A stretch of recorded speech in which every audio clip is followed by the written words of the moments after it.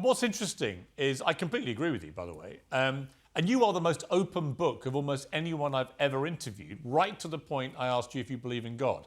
I didn't actually know what you were going to say, but for some reason you're reluctant to say.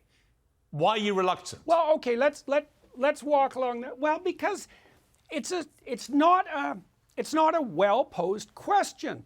It's too complicated an issue to be dealt with like that. You step into instant traps just by accepting the question. So I'll show you what I mean. So the first thing I would say is, what do you mean by believe? Like, do you think that a statement about the existence of God is something like a scientific theory? Do you think it's a list of facts? Is it a factual question? Does God exist or not? Is it a factual question like you're asking about whether a cup on a table exists, or a plate on a table, an artifact in a room? What do you mean by this? What do you mean by believe? I'll stake my life on the proposition that God exists. How's that? Well, is that an answer? Because that's the right answer. I would ask you, here's my supplementary. Do you ever pray? Always. Who do you pray to?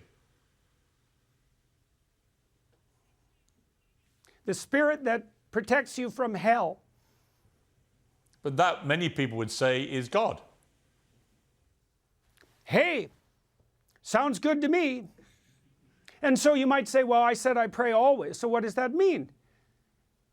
I'm trying to say the clearest words I can say. And I do that by paying attention. I'm listening to the words and feeling them as I move along, thinking, is that a firm foundation in the morass? Is that a bridge over the abyss? Is that word the right word? I do that when I'm writing. I do that when I'm talking. And I do that because I don't want to be in the abyss. And the pathway over the abyss is the truth. Now, with regards to belief in God, you might say, and I know that you're not particularly religiously inclined, at least that's the theory. It's like, well, you have a character, Piers. Everyone has a character. You could say that would be the spirit of Piers Morgan.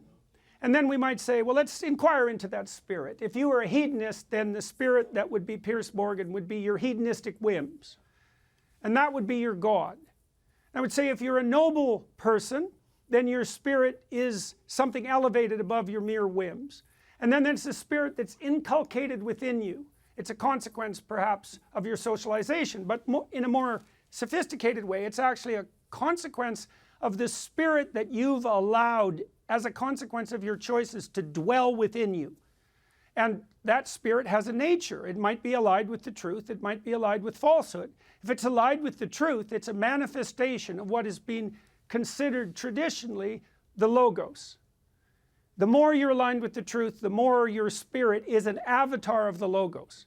And that's just, it's true. It's religiously true, as it turns out, but it's also technically true.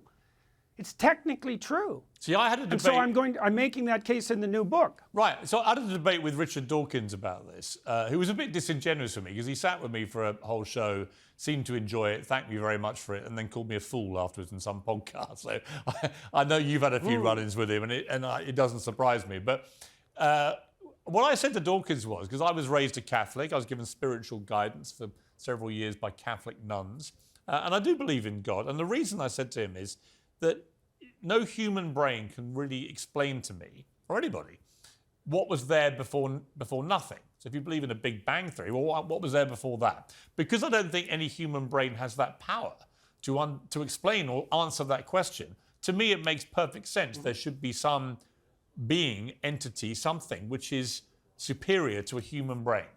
And I would think that someone with your brain would think that too, because there are questions we simply can't answer.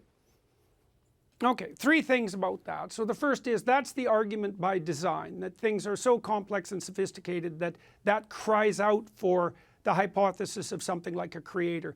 I'm not a big fan of the argument by design. I can see its advantages, but it isn't the primary argument as far as I'm concerned.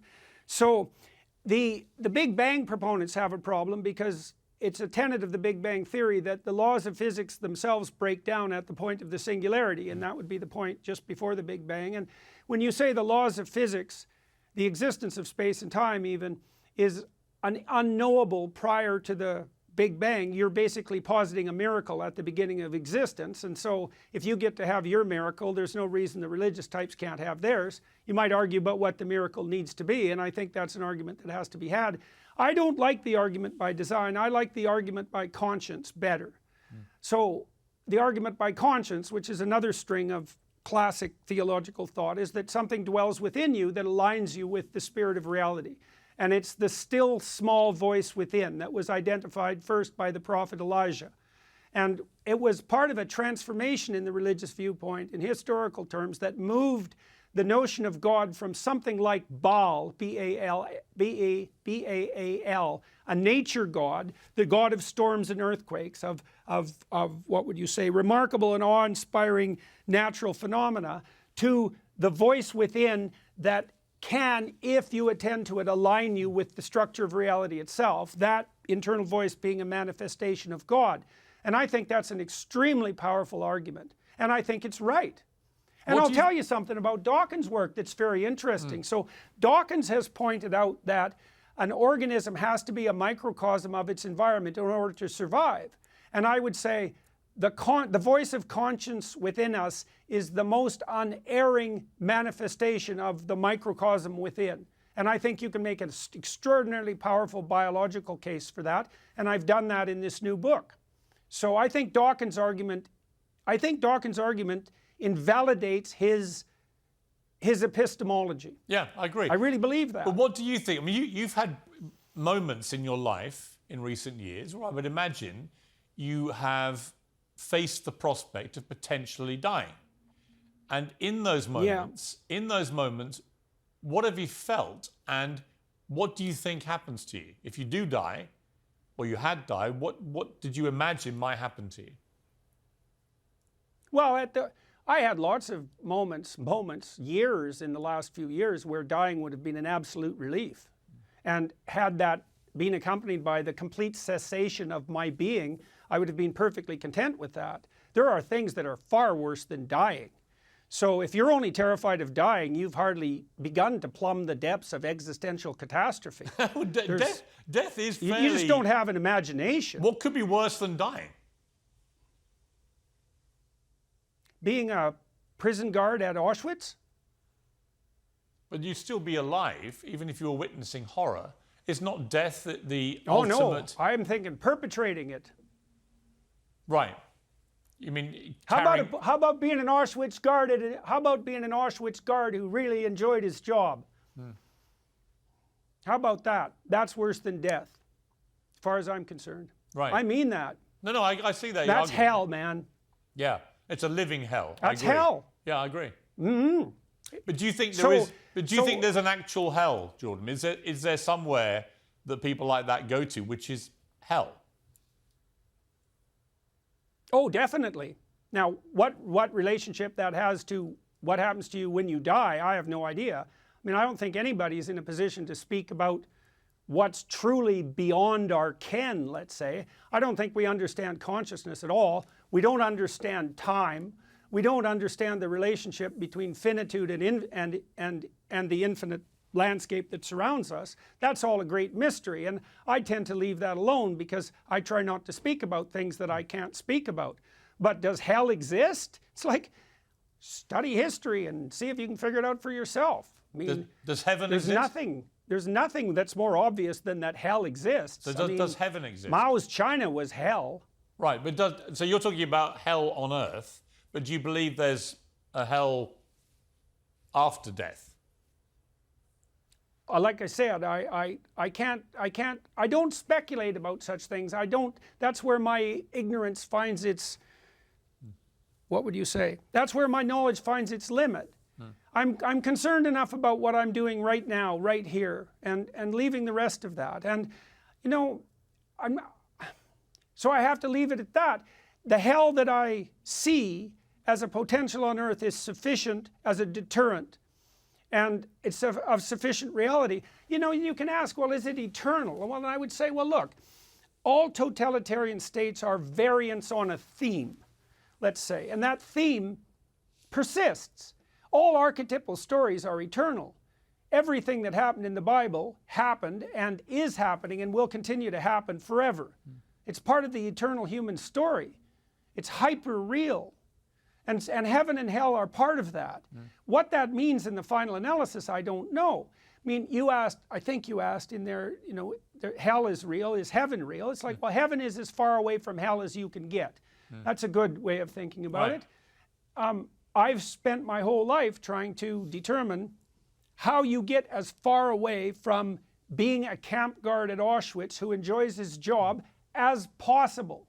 And one of the things I've realized in recent years, for example, is that you are far from that if you're engaging in your interactions with the world in the spirit of voluntary play. You know, and we're playing during this conversation, and Joe Rogan plays on his podcast all the time, and if you're in a playful state with your wife, your marriage is optimized, and the state of play is the opposite of tyranny. And that's why it says in the Gospels that if you want to enter the kingdom of heaven, you have to become like a little child. So you want to reinstate that open-eyed, wide-eyed acceptance of life that is the precursor to voluntary play. You want to develop your character to the point where that's part and parcel of your life on an ongoing basis. And that's allowing that spirit of the Logos to inhabit you. That's another way of thinking about it. And you can certainly aid that with prayer. You know, people don't understand. People think of God as, the joke is, a cosmic butler. You pray to have your wishes granted. It's like, he's not a genie. You want to pray? It's like, pray about your stupidity. Here's a prayer that'll work for sure. You want to see if prayer works? Here's one. This will work. Sit on the edge of your bed. Ask yourself, what bloody stupid thing do I continue to do that's making my life more miserable than it has to be, and everyone else's life around me, that I could give up, that I would give up? But you have to really want the answer. So you open yourself up in humility to a revelation. You'll get an answer. It won't be one you want. That's how you'll know it's true. But if you act on it, then your life will improve. And that's a proper prayer. Yeah. That's what you do. Like, in a metaphysical sense, the Christian insistence that you should be aware of your sins, you know, which is in a sense an existential burden, is also the idea that you should attend to your own inadequacies and admit to them, because in doing so, you open up the possibility that something better can make itself manifest within you. And there's no doubt that that's the case. That's, for sure, that's true. But you have to do it in humility. And you have to be looking. That's why you're supposed to take the mote out of your own eye instead of worrying about the beam in your neighbor's eye. It's like, there's something about you that's stupid you could fix. Yeah. And God will tell you what it is if you want him to, so to speak.